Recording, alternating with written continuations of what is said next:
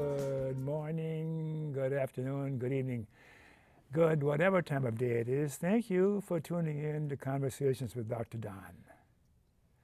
For your first-time viewers, Conversations with Dr. Don is an ongoing series of one-hour standalone talk shows where I interview interesting people like most of you out there about who they are as unique, one-of-a-kind individuals, and about whatever it is that we decided to talk about before the camera started rolling. And my ears kind of plugged. I don't know what's going on here. My guests this evening are repeat guests, Kathy and Dave Jackson. This is Kathy. No, this is Dave and Kathy Jackson, who are repeat guests, as I said, because they always make interesting conversation. And we have the same political stripe for the most part, which frustrates Rick over there. But I will find enough difference so that we can have some interesting conversation here. So the title of the show is Topical Issues as of this date. So we will talk the first part of the show a little bit about who Kathy and Dave are, even though a lot of you repeat viewers out there know who they are, but some of you are new, so we'll get a little more information about who they are personally so you can understand where they're coming from when they give their views and opinions about the issues we'll be talking about.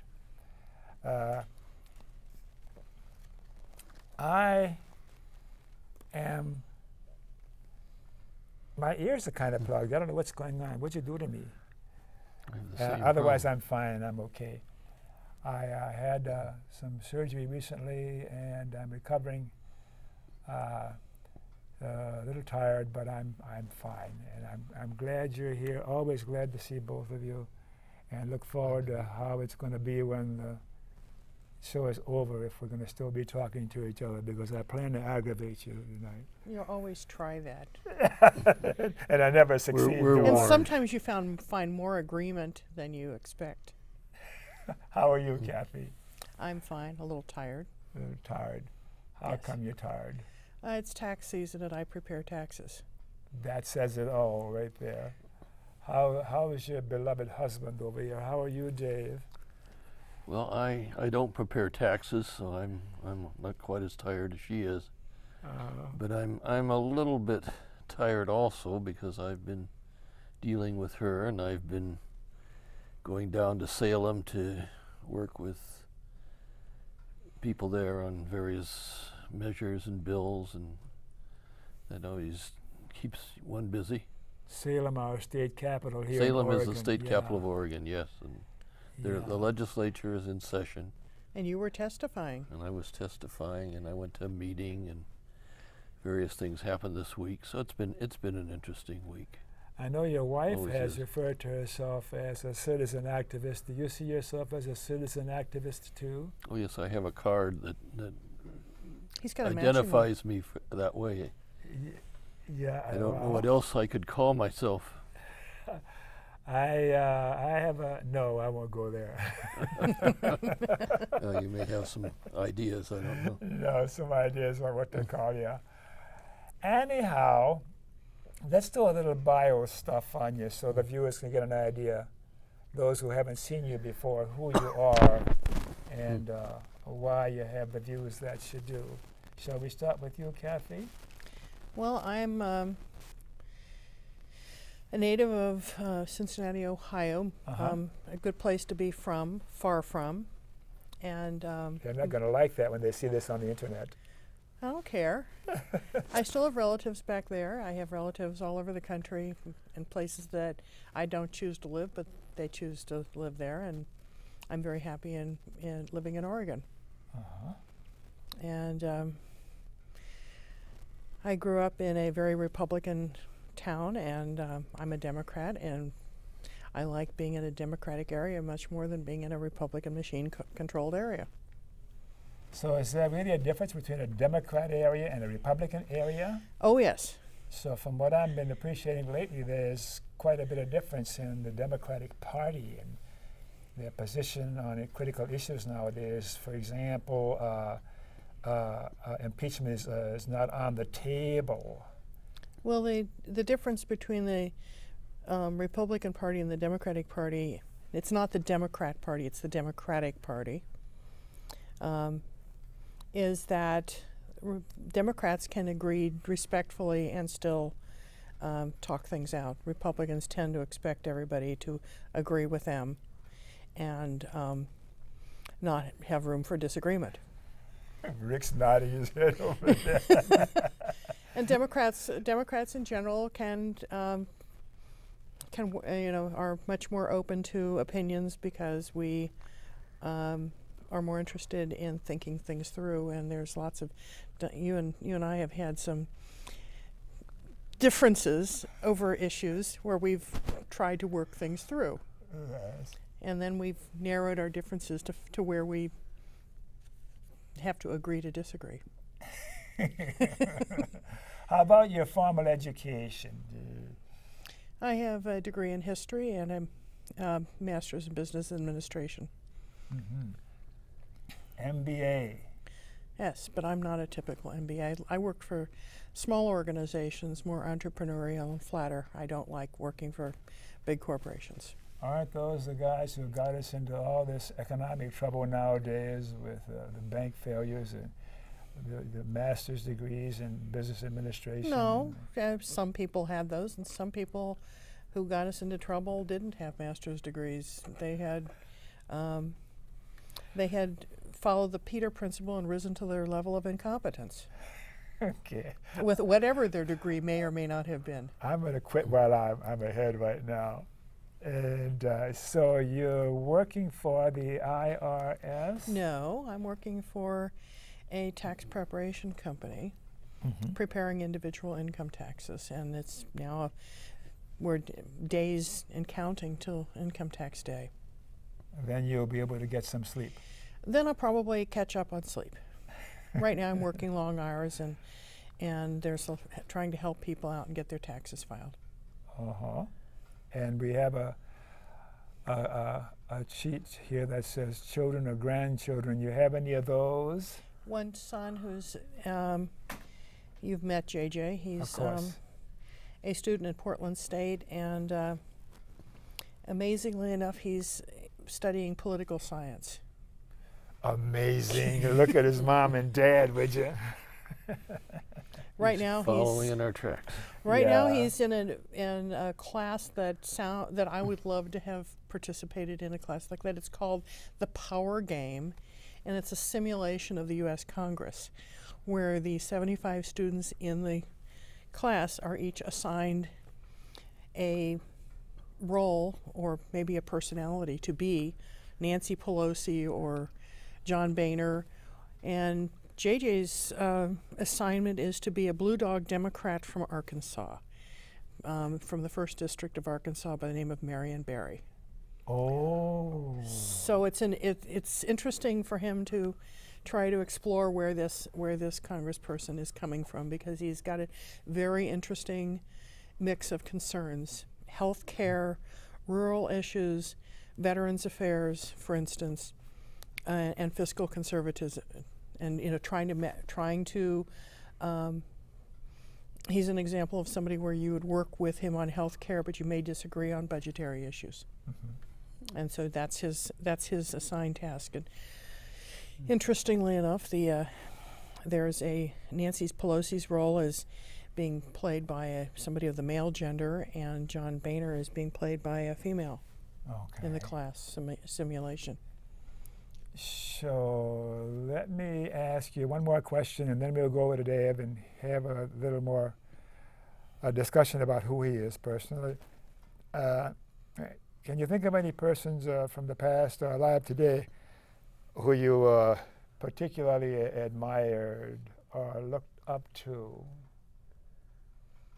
It tends to be different settings. Different people have inspired me. One person that I've always admired in my family is my grandmother, who was left with a house full of children to support at a very young age, and raised my father, his twin brother, and 2 girls and another boy were the ones left, and she worked as a school teacher. She worked in a variety of jobs in order to keep to produce successful citizens, and she did. So you admire her? I admire her because she worked very hard and produced productive citizens under great odds. Okay. Anybody in government or positions of leadership in other countries or in the world that you... At different times, there's different aspects of different people that I admire, but I can't think of anybody right now that I want to mention. We'll go over to Dave. Grill Dave. Grill Dave. Okay, you ready to be grilled? I'll do my best. So, when and where were you born? I was born in Los Angeles. I often don't tell people that because it's, it is a good place to be from. When I first came to Oregon, I went through the Columbia Gorge. It was night and they had a restaurant there, so I stopped, and it's exactly what they told me. It's a good place to be from. And I thought it was, which is why I left. And you moved to Oregon? I moved to Oregon. Well, I moved to several places first, but I eventually wound up in Oregon. Then went to Cincinnati, met Kathy, and we just celebrated not really celebrated, but observed our 37th anniversary. 37 years we would put up with him? We would have liked to celebrate, but we're both too tired to have a big celebration at this point. 37 years. We'll probably do it. 37 years, yes. Uh-huh. And anything significant about your national or cultural heritage that's worth repeating, or not? Are you a white-bread American or what? Well, my father was a union man. He was very active in the labor movement in the 1930s, and never liked to talk much about what he did. He was not a person to talk a lot about himself and his activities. I know that he was involved in organizing the Meatpackers Union in the Midwest. Lived in Illinois and Indiana for a while, where he met my mother. She was from Indiana. And my mother was very much an activist in her own way. She had some socialist ideas, I think. Definitely something of a revolutionary, I would say. And was a librarian, liked books. And so she was an interesting person. Religious preference. Do you have any, or are you a-religious? I always tell people I'm a Unitarian, but I'm That's not a religion. No, I'm not a. I'm not a person with much of a doctrine to follow. I've kind of made my own religion, and it's changed as time goes by. In some ways, I admire religious dissenters. I like people to be individualistic. I'm not too happy about obedience to a religion. I was thinking today about the Boy Scout oath. I used to be a Boy Scout. They're trustworthy, loyal, helpful, friendly, courteous, kind, obedient, cheerful, thrifty, brave, clean, and reverent. Wow, you still remember those? I still remember them. How many of them do you stick with? Very few of them. Let me fix your mic because your chin is dragging on it. Okay. And that's going to maybe cause some problems later Can on. you hear me now? This is not the Verizon ad. Want me to keep talking? Yeah, I think it'll be okay now. Okay, fine. Can Yeah. you hear me now? I'll just look up. That's probably the best. You're fine. You can. I can hear you fine. So, what do you think of any figures from the past or alive today that you admire or look up to? I've always had a lot of admiration, in many ways, for Franklin Roosevelt, some for Theodore Roosevelt. Admired a number of people from the American Revolution era. Thomas Jefferson, Adlai Stevenson, believe it or not. And He was an intellectual snob. well, I met him and talked to him a little bit. He was, I think, an interesting person. He was not as individualistic as I wanted him to be at the time. He would have been my candidate for Secretary of State when Kennedy got in, but it didn't work out like that. I was disappointed in Dean Rusk as the choice for Secretary of State. But mostly I admire aspects of some of the people that I knew and some of the people that ran. And I try not to have too much faith in any one politician because they change and things are different. What's important nowadays? What's important nowadays? Yeah. Good question. Yeah. I think the country very badly needs progressive change. Progressive change. What Progressive does that change. mean? Change in a direction that's a little different from the way we've been going. I'm not a great believer in the establishment. I'm not a great believer in people who follow the scout oath, who are too obedient. And I like trustworthiness. I even like loyalty, but obedience is not a high value of mine. I like people who can change, who can understand change, and can work for new ideas, I guess is the best way to put it.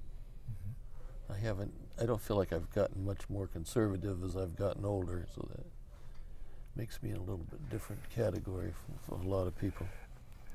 Okay. I made a bit of a cheat sheet here that I can refer to ask questions of both of you. And I'll refer to it now and then. What's a citizen activist? You both call yourself a citizen activist. What is that? Well, I think a citizen activist is a person who values his or her role as citizen, who believes that it is possible to make some change, who believes that he can have an effect on society, who believes that his opinion and his values can make a difference. I guess I'll leave it at that. That's kind of what it means to me. I think I'd add that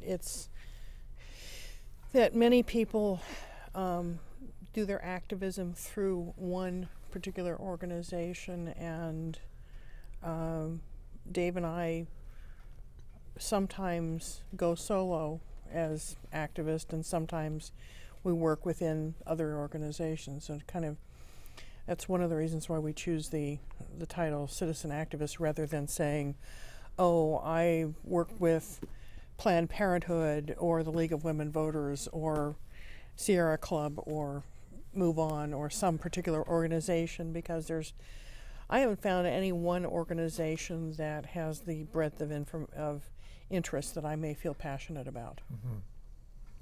So as a citizen activist, a leftist, a rightist, a centrist? It can be any.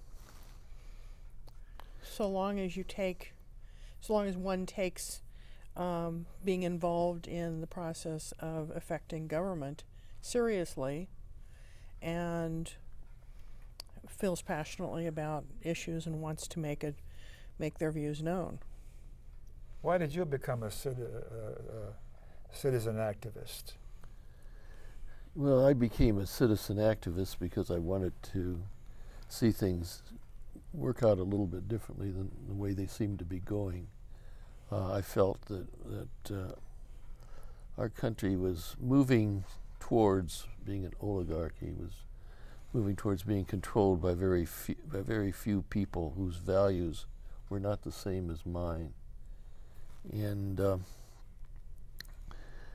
I guess it's just part of my value system that I have to, I feel like I have to do something, and often it's a very small thing. Give me an example of what you mean by the country moving in a direction that you don't think is good for the country, that you needed to be a citizen activist and speak against. Well, I was distressed about the election of 2000. Not so much the way it turned out as the fact that I felt people did not seem to have a lot of faith in the country and in its values. Voting does not seem important to many people. Our leaders don't seem important. They seem to be focused a lot on themselves. And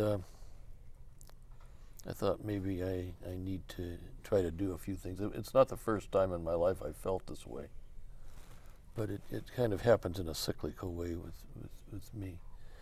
I've been something of an activist since the early 50s. I can remember being a little bit involved in Adlai Stevenson's campaign, and I organized students for Kennedy in a very conservative community when I was in 1960, and I've had various opportunities. I was a little bit involved in the civil rights movement, so I've had some, and in the anti-war movement. I was in the military, so that gave me some acquaintance with war and with the way people feel and with how the military works. And so I tend to use what I've experienced. So, all right, let's take a little break, and then I'm going to ask you some of the same questions here. Where is my cheat sheet for that? So we'll take a break for about 3 minutes. In a moment, we're going to put up on the screen a few panels that show information that you may want to make note of during the break. You may want to get a pencil and paper. Let me tell you about the Dr. Don Show broadcast schedule. For you viewers who live in the Washington County part of the Portland, Oregon metro area, Conversations with Dr. Don shows are broadcast 5 times each week. Typically, a new show is first aired on a Tuesday and is rebroadcast on the following Friday through Monday. You can get Conversations with Dr. Don on the internet. You can tell your friends to watch Dr. Don shows on the internet anytime by going to video.google.com and entering Conversations with Dr. Don. And we do have an occasional live call-in show, but I don't think I'll talk about it now because it doesn't fit with this show. But we'll give you a few key Washington, D.C. phone numbers during the break. If at any time during the rest of the show the thought crosses your mind that you'd like to contact the people in Washington, D.C. who supposedly work for us, the citizens, you can take down the phone numbers that will also be up on the screen during the break. Call Washington and tell them what you want and don't want them to do. Most of them really do want to hear from you. We're not going to put up on the screen the appropriate panels, and we'll be back after break.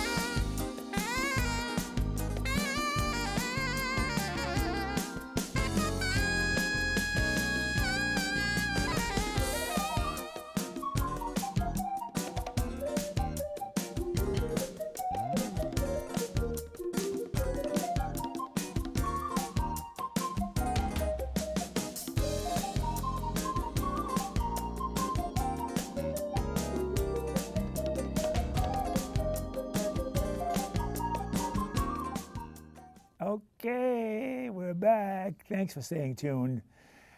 For you viewers who missed the opening of the show, Conversations with Dr. Don is an ongoing series of one-hour standalone talk shows where I interview interesting people, like most of you out there, about who they are as unique, one-of-a-kind individuals, and we talk about what we think might be of interest to both us and you, our viewers.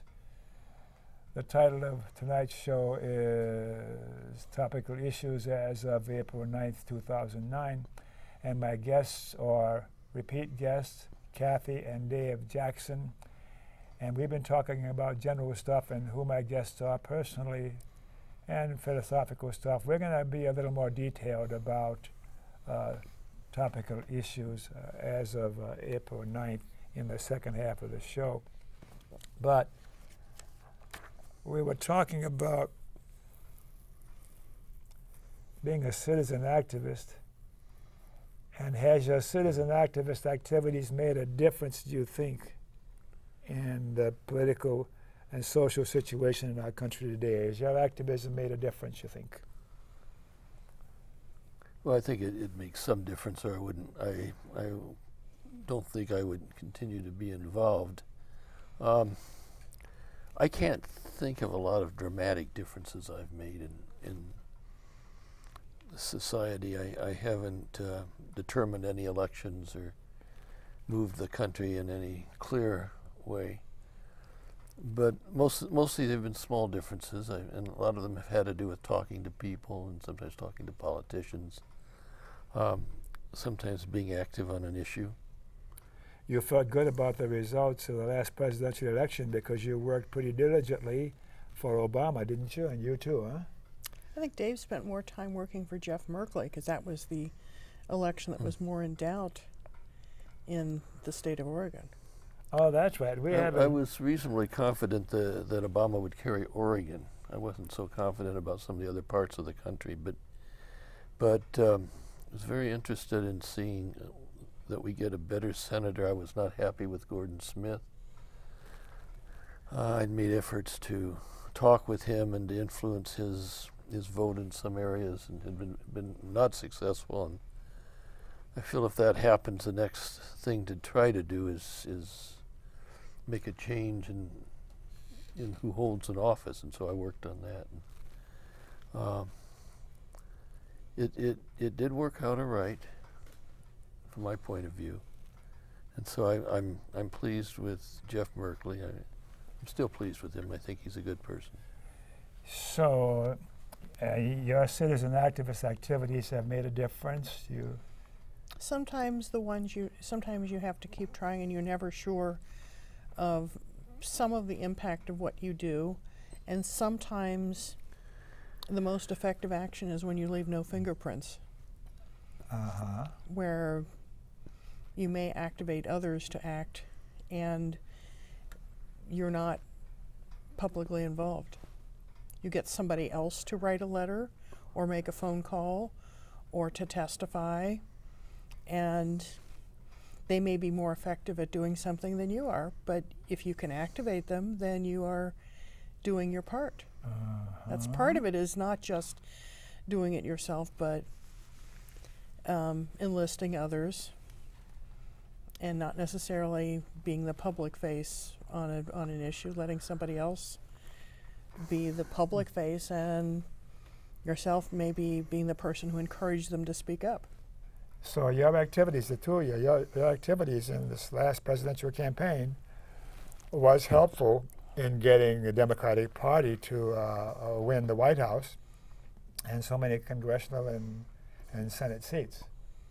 Well, we live in Congressional District 5, which is a very close, where the Democratic and Republican registration is very close, and we had a retiring incumbent, so it was kind of questionable whether Kurt Schrader would be elected or not. And it was important to work for an election of Kurt. It was also important to elect Jeff Merkley in place of Gordon Smith. New U.S. Senator. So the Democrats have won Washington effectively. Do you think the Democrats are steering the country in the direction that it needs to be steered now?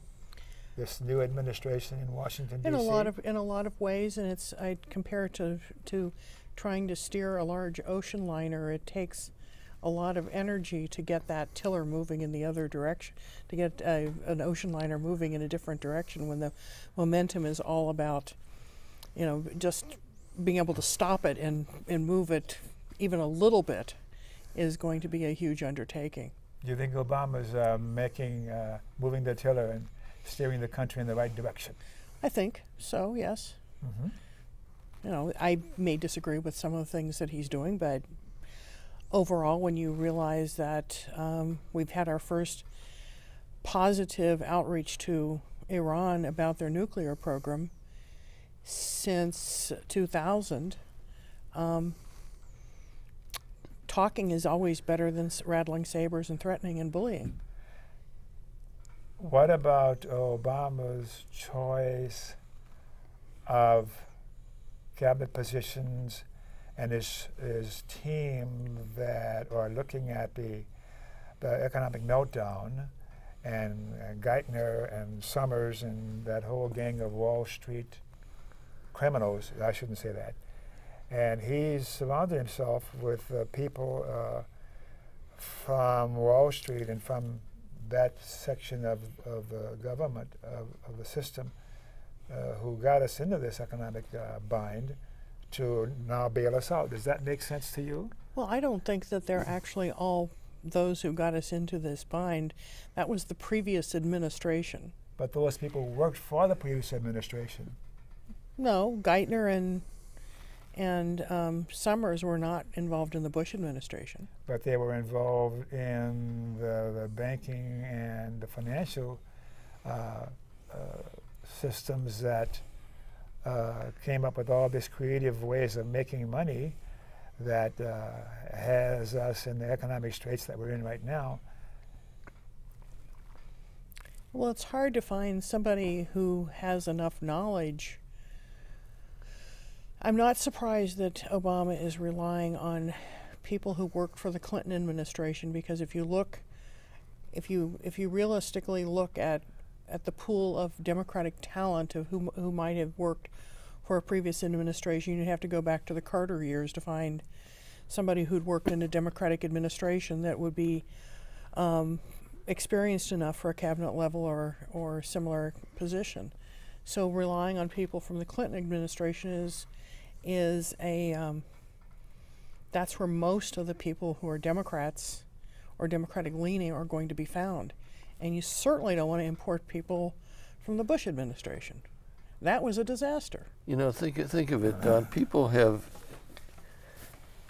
want change, and I want change too. And it's important to get people who think differently and will do things differently, but it's also important that people know how the system works and that they don't, I won't say that they don't spin their wheels, but it's kind of a minimum amount of time spinning their wheels. Who are the experienced people in government now? They're people that have worked for previous administrations. And people who got us into the situation we're in now. Well, not necessarily. So you're satisfied with his choices? I'm not satisfied equally with all of his choices, but I believe he's done a basically good job. I think that they're people that I, for the most part, respect. I might not have picked somebody from the Clinton administration for Secretary of State, but I think that she has some advantages. I think that she's highly regarded by a lot of foreign leaders. I think that she will be listened to by many people who might not listen to a less well-known person. And I think there could be a lot said for that. Doesn't mean that I agree with everything that's done, or that I would want him to have picked all of them, but you do what you can do. Okay, what about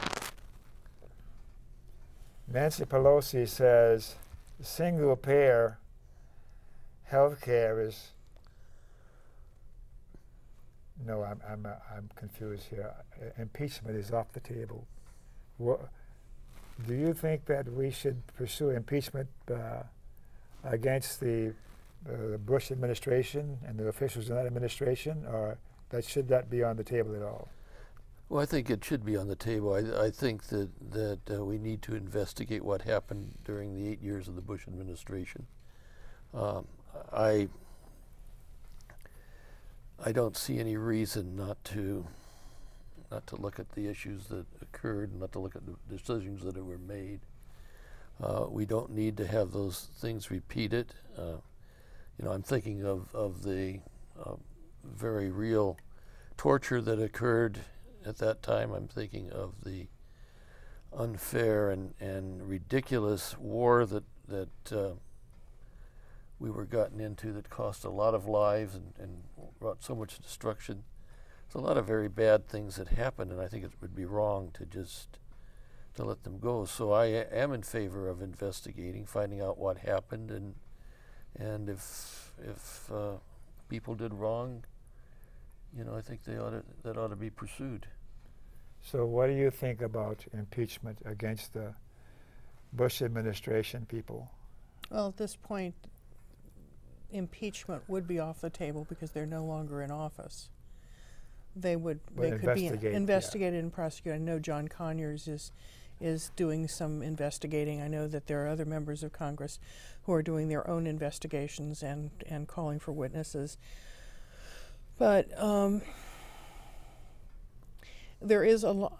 That's not the only thing that this government can focus on. We have an economic meltdown. We have unresolved wars. We have pirates off the coast of Somalia. We have the first piracy, the first rash of piracy since the Marines were sent to Tripoli to clean out the Barbary pirates in the early days of our government. So there are unimaginable kinds of crises breaking out all over the world, and it's hard to fault somebody from not moving on everything that you think they ought to move on simultaneously just because it's your pet idea when they've got a pretty full plate. Well, people like me aren't suggesting you move on everything at the same time. But what I'm suggesting is that investigation of the criminal activity of the previous administration is a very, very high priority. It's as high a priority as health care and the economic meltdown. Speaking of health care, do you think the administration is going to consider single-payer health care as a viable option? I don't know. I think there are lots of forces in all different directions. I know that there's 676 that's out there that would call for single-payer. There's a lot of resistance to that from established forces and lobbyists. I would like personally to see a version of Medicare for all, but I don't know whether it's going to happen. I don't see any reason that we can't talk about these issues. Whenever I get a chance to talk to anybody about health care, I bring up the single payer thing as the ideal. It doesn't mean that I might not accept other proposals if they look like they might work.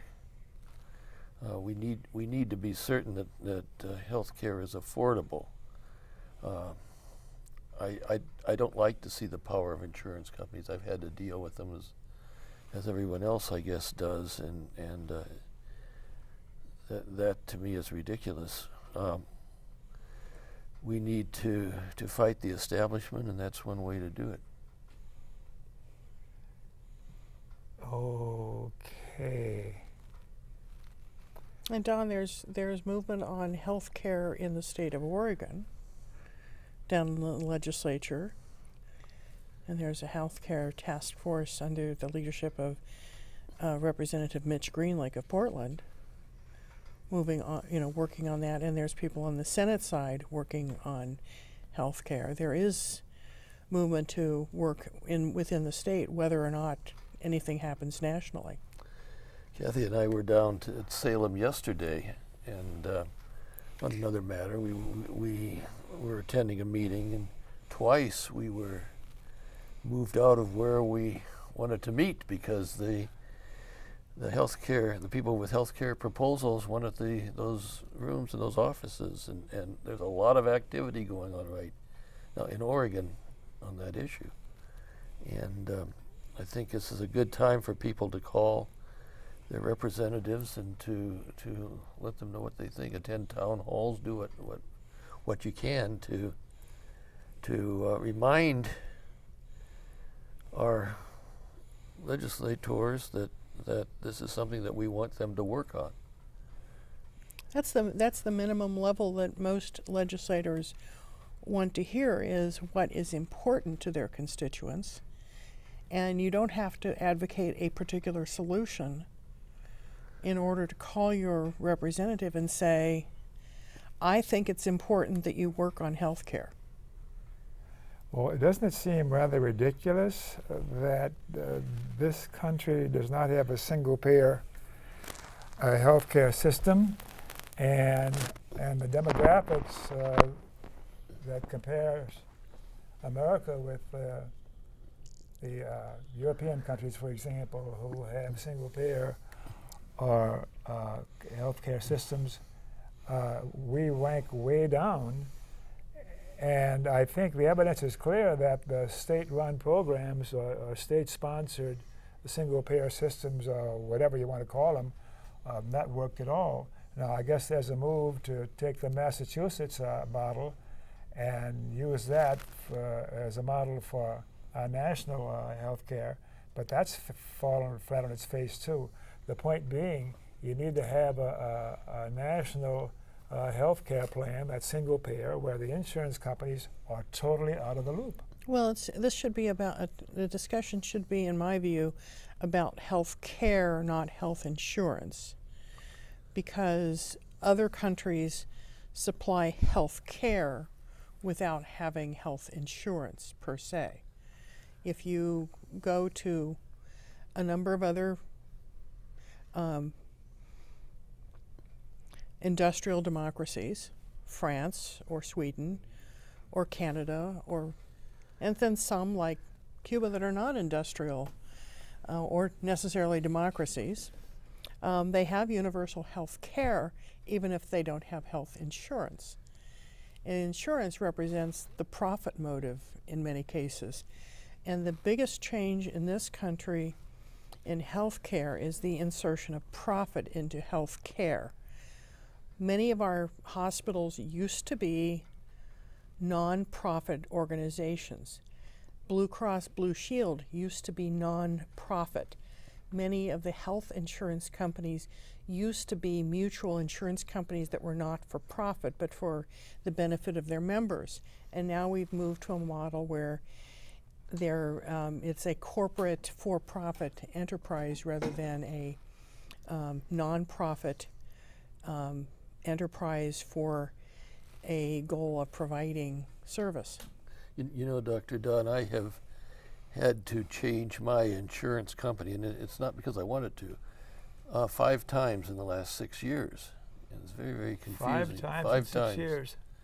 And each time I do it, of course, I I don't always have to get new doctors. I'm now changing to a plan where I will have to get completely new doctors.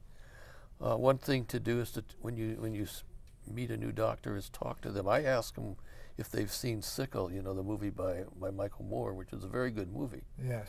And some have not seen it, but almost everybody's heard of it. And it gives me an idea where they stand. And I think that the doctors have opinions, and I think they can be influenced too about it. A lot of them are aware of the financial problems that people have and some of the problems with insurance companies. So there's no reason not to talk to people about these issues. Is America living up to its democratic ideals? Are we living up to our democratic ideals? America.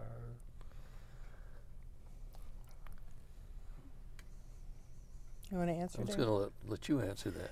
I think ideals are something that you're always striving for. And I think under an Obama administration, I think we're striving closer to what the core ideals were than under the Bush administration. We get too much interest sometimes in obedience and in some of the not good things about the Scout oath. You know, I think trustworthiness is important, but we get into obedience. Even loyalty sometimes can be stretched too far. I was on Monday of this week. I was in Salem talking about election reform and fighting a bill that I think would have been a bad bill if it passed. I think it's going to be defeated now, so it may be one way that I've helped to make a difference, but I don't know for sure. That was technologically not possible. They wanted to change the voting machines in such a way that the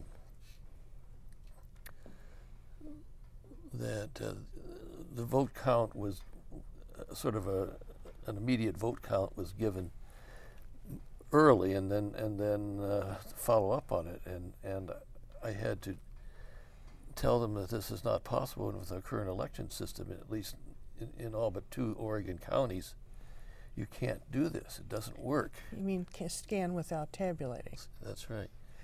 And the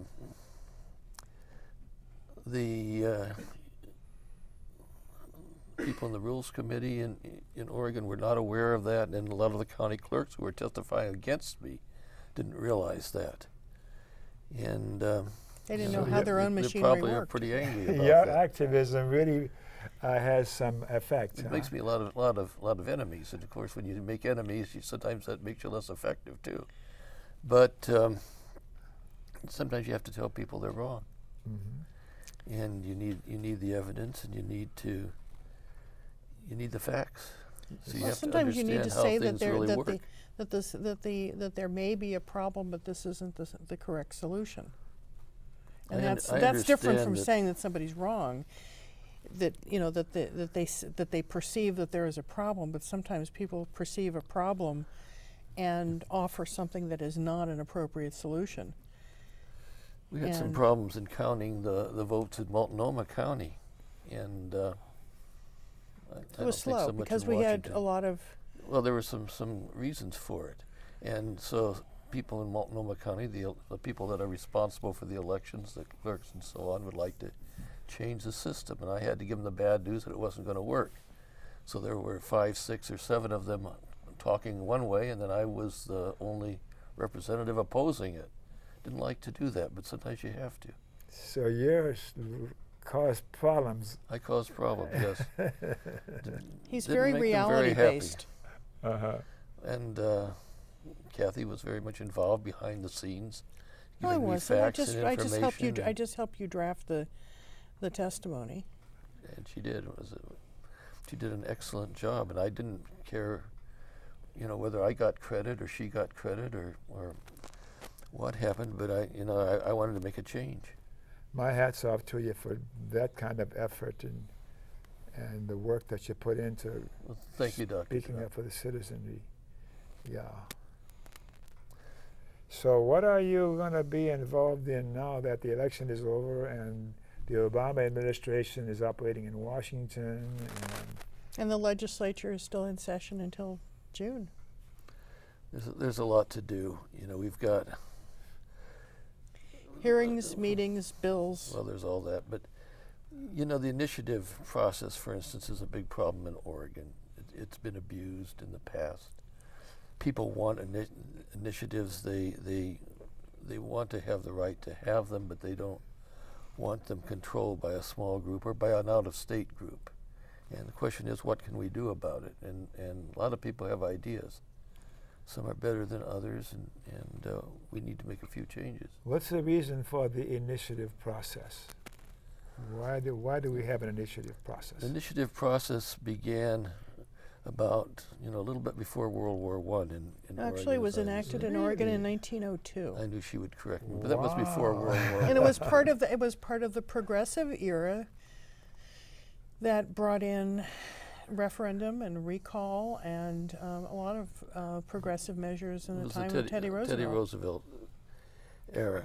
And it was to give the citizens a way of enacting legislation when the legislature did not act. And it's very important. We don't want to do away with the referendum initiative and recall, but we want it to work the way that it was designed to work. It was designed to increase democracy. It wasn't made to let a few individuals control the system and let people with money control what people think and how they vote and what is voted on. So the question is, what can you do about it and still keep it? So the initiative process now is not behaving the way you would think it should behave. I think most citizens in Oregon are they don't want to get rid of it, but they're unhappy with some of the ways it has worked out. They're unhappy, for example, to have to vote on the same issue over and over, election after election. You know, they feel like it ought to have been decided. You know, something they're unhappy that out-of-state interests are so strong on it. They're unhappy that money is able to control things, and that so many of the ballot measures that are proposed are not what they want, and they see them get passed, and they find out there are problems with them they didn't know about. The question is, what can we do about it and keep the system? So there needs to be some change to have the initiative process be more friendly toward the citizenry. Well, it's about democracy. The demos is the people. Well, you brought up the issue in Greek, of is democracy working the way that it was intended? I don't think that part of democracy is working quite the way that people originally intended it to work. Well, you keep working on it because we're running out of time now. We're going to have to stop now, all right? So it's close to time to stop, so keep your pens and pencils handy because you may want to jot down something that we'll show you in the closing credits. Thanks for watching. I invite you to give us feedback, both positive and negative, about any aspect of the show. I mean, it helps us to give you a better show. My email address is friendlydon@aol.com. Email me. Let me know what you think. I have a couple of public service announcements. I want to tell you about the Alliance for Democracy. That's an organization that have citizen activists like my guests tonight working on issues to do with the social welfare of the citizenry. There's a national website, and the local chapter here, we put that panel up on the screen. There's a phone number and the website for our local chapter. So we meet twice a month. Come over and join us and talk about what's important. So it's time to say goodnight. I want to thank you viewers in other parts of the country where you're watching. Thank you for watching. And for your Washington County, Oregon viewers, if you didn't get all the broadcast information we had up on the screen during the break, you can get it on the web at www.yourtvtv.org. And 1 minute to go. You have a closing thought or comment in about 5 seconds. Democracy is difficult, but we have to work at it, and it's something we all can work on. And that if an issue is important, even if you don't know what the solution is, talk to your elected representatives and let them know that you're concerned. Yes. And find out how the system works. Yes. And with that, I got to tell you about KFC again. I always tell you about KFC, not Kentucky Fried Chicken, Dr. Don's KFC. Kind, friendly, and charitable. Be kind, be friendly, and be charitable. To you too. And you, and you, and you, and you, and you. Thanks for watching. Good night.